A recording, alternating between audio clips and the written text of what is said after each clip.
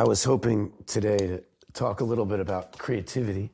You know, a lot of people really struggle to give themselves permission to be creative, and reasonably so. I mean, we're all a little suspect of our own talent.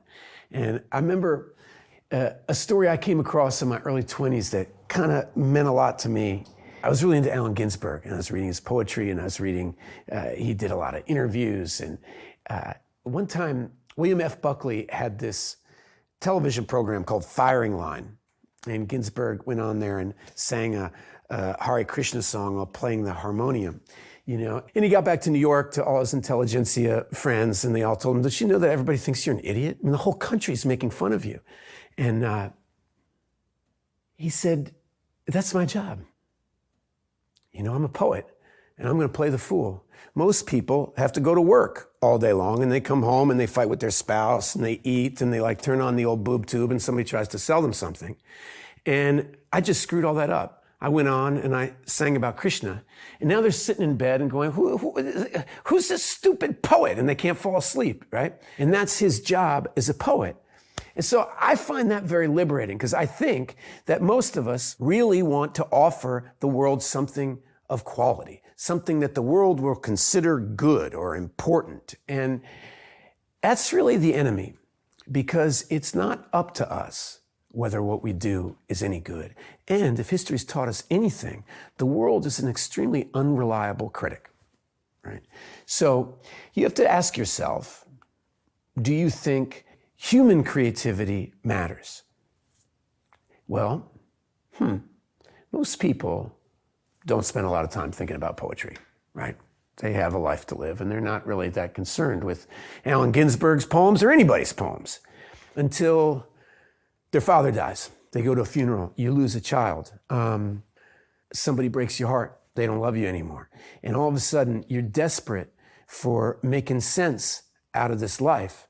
And has anybody ever felt this bad before? How did they come out of this cloud? Or the inverse, something great. You meet somebody and your heart explodes. You love them so much you can't even see straight. You know, you're dizzy. Did anybody feel like this before? What is happening to me? And that's when art's not a luxury, it's actually sustenance. We need it. Okay, well, what is it?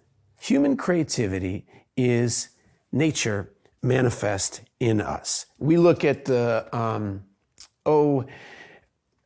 Aurora Borealis, right? I did this movie called White Fang when I was a kid, and we shot up in Alaska, and you go out at night and the sky was like rippling with purple and pink and white.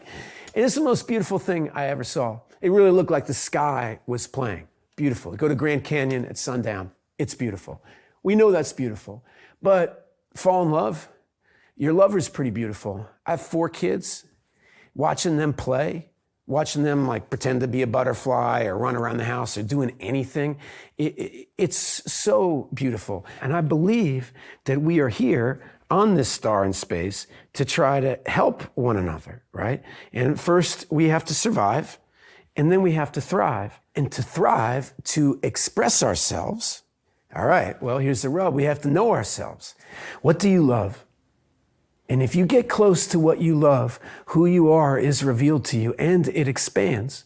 For me, it was really easy. I did my first professional play. I was 12 years old. I was in a play called St. Joan by George Bernard Shaw at the McCarter Theater.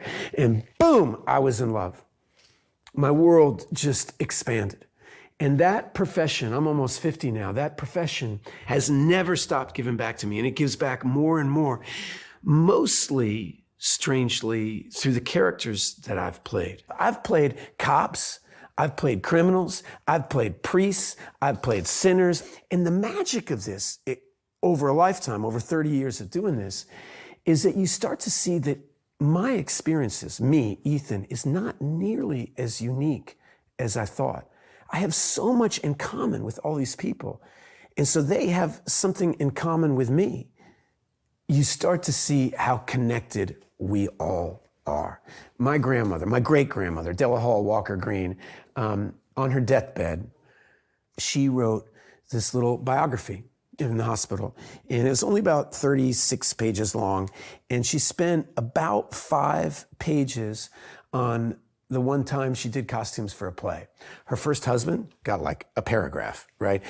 Cotton farming, of which she did for 50 years. gets a mention. 5 pages on doing these costumes. And I look, my mom gave me one of her quilts that she made, and you can feel it. She was expressing herself, and it has a power that's real. I remember my stepbrother and I went to go see Top Gun, whatever year that came out. And I remember we walked out of the mall, it was like blazing hot. I just looked at him, and we both felt that movie just like a calling from God, this film, but completely differently. Like, I wanted to be an actor. I was like, I got to make something that makes people feel. I just wanted to be a part of that. And he wanted to be in the military. That's what all we ever did, is play FBI, play Army man, play knights, and I'd like pose with my sword.